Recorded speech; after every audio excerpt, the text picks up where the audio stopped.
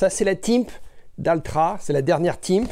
C'est la Timp 5. Si c'est suffisamment amortissant pour faire 42 bornes, j'en ai déjà parlé de cette chaussure, hein, pour faire 42 bornes sur bitume, c'est suffisamment amortissant pour faire un 100 km ou un 100 miles. Hein. Alors là, peu importe le temps que tu vas mettre. Donc voilà. Alors, pourquoi je parle de cette chaussure? C'est pas tellement pour refaire la pub de cette chaussure, c'était de l'entertainment, ok? C'est-à-dire, je me suis amusé, je me suis fait plaisir, hein, ça c'est quand même un point très important. Il faut pas trop se prendre au sérieux, les gars. Hein. Donc faire un marathon avec une chaussure de trail qui a des crampons, bon, je te dis pas de le faire avec une chaussure de trail qui a des énormes crampons. C'est-à-dire, va pas le faire avec la Speed Cross de Salomon, parce que bah là, la Speed Cross, je le rappelle, je l'ai pas là, la Speed Cross, mais elle a très peu d'amorti sur le médio-pied et sur l'avant-pied. C'est quand même une chaussure, je sais pas d'ailleurs pourquoi Salomon l'a construit comme ça, avec un gros amorti talon et puis pas tellement d'amorti.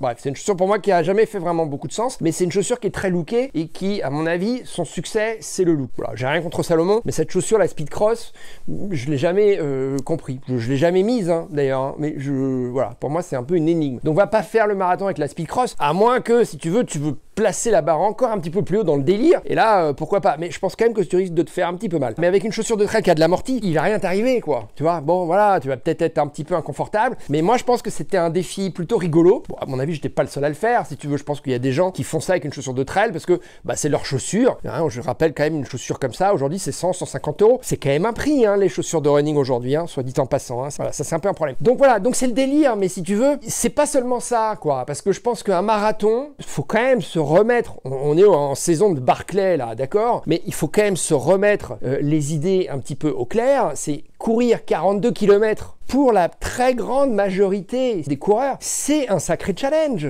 Le marathon, c'est pas finger in the nose. Pour la plupart des coureurs, c'est un gros morceau, si tu veux, le marathon. Donc il faut respecter la distance. Ça reste quand même une distance qui fait mal. C'est pour ça que c'est mythique, c'est une distance de référence parce que c'est une distance qui fait mal. Et donc, quoi qu'on en dise, ça reste une distance, pour ceux qui font des trails un peu longue distance, ça reste une très bonne distance d'entraînement. Et donc le marathon, en tant qu'épreuve de masse, en tant que course, c'est une très bonne occasion de s'entraîner. C'est pas tellement l'idée délirante de faire un marathon sur route avec une chaussure de trail. Ça, c'est le gimmick, quoi, si tu veux, c'est le truc qui fait un peu rigoler dans les chaumières. Ce dont il faut se souvenir, c'est que courir 42 km, c'est un sacré challenge. Et donc, à partir de là, c'est un très bon entraînement pour un 100 km, pour un 100 miles. Tu vas pas t'amuser à l'entraînement à faire 100 km non-stop. Tu vas pas t'amuser à l'entraînement à faire 100 miles non-stop. C'est quand même un principe de base, ça. Donc le marathon, c'est une occasion de faire d'une pierre deux coups. Tu te fais un sacré entraînement et tu participes à une fête populaire avec, bah, pourquoi pas des copains, ta femme, ton mari. Donc c'est pour moi une très bonne occasion, si tu veux, de mêler l'utile à l'agréable. L'utile, l'entraînement pour une distance plus grande. L'agréable, le faire dans une ambiance populaire géniale. Et donc ça, c'est très bien pour s'entraîner pour un truc plus long. Le marathon, c'est pas une distance dont il faut se moquer, hein,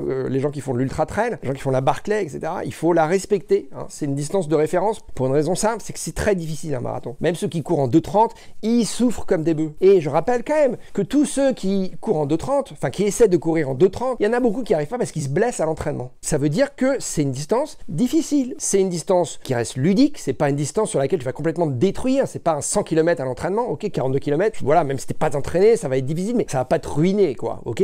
Surtout si tu l'as fait avec une allure trail running, c'est-à-dire un peu en diesel. Évidemment, hein, faut pas chercher à faire un chrono. Si c'était pas ton métier, si tu peux pas faire une récupération optimale, je rappelle, c'est quand même très important ça, la récupération. Donc le marathon, ça commence à être des distances sérieuses, qui restent accessibles, mais suffisamment sérieuses pour que ça fasse un peu mal, suffisamment, si tu veux, pour que tu t'amuses et donc que tu t'entraînes pour ton ultra trail qui va suivre. Voilà. Mais je pense que c'est bien pour l'ultra trail parce qu'en plus ça change. Dans la tête, ça fait du bien. Psychologiquement, l'impact psychologique du marathon sur route pour les ultra trailers, il n'est pas à sous-estimer. C'est un peu ça mon message, ok. Oyez, oyez, ultra trailer, continuez à faire des marathons sur route, pas chercher à faire des chronos sur le marathon sur route, mais à prendre ça comme un entraînement longue distance. C'est ton entraînement du dimanche et tu dans une ambiance festive où tu vas passer un super moment tout en bénéficiant d'un super entraînement. Donc voilà, le fait de le faire en chaussures de trail, c'est pour attirer votre attention, si tu veux. Le seul petit point positif, c'est que si la chaussure de trail, et moi c'était le cas avec cette Timp, d'accord, je veux pas forcément vous vendre la Timp, c'est pas ça mon argument, mais si la chaussure de trail avec laquelle tu fais ton marathon sur route,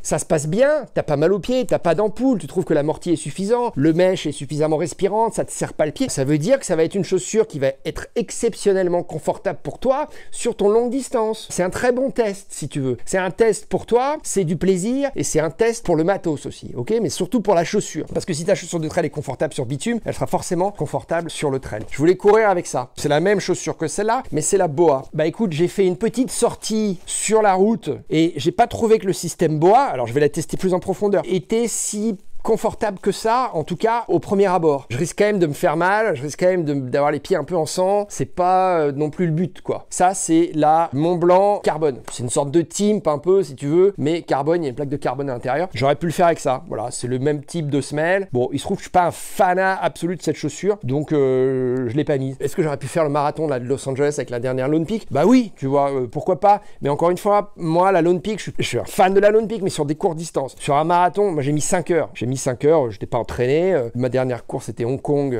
en janvier, ça m'avait bien lessivé, je n'avais pas tellement envie de m'entraîner. Donc pour moi ce marathon de Los Angeles c'était l'histoire de me remettre un peu le pied à l'étrier et de recourir une longue distance et de me faire plaisir et de faire la fête avec d'autres copains. Bref, j'ai passé un super moment, ça me va, hein, ça m'a fait une super sortie longue d'entraînement sous le soleil en Californie.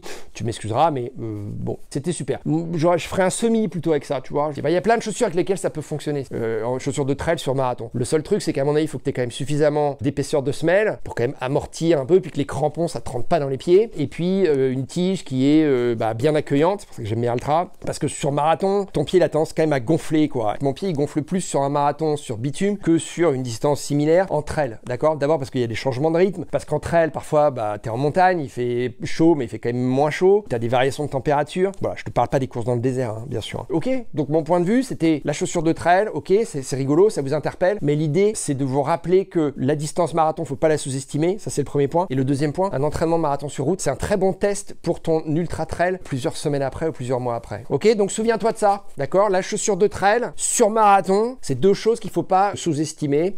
Et donc voilà, on rigole, mais on rigole un peu là, il faut pas trop se prendre au sérieux quand même, hein. Allez, clap de fin.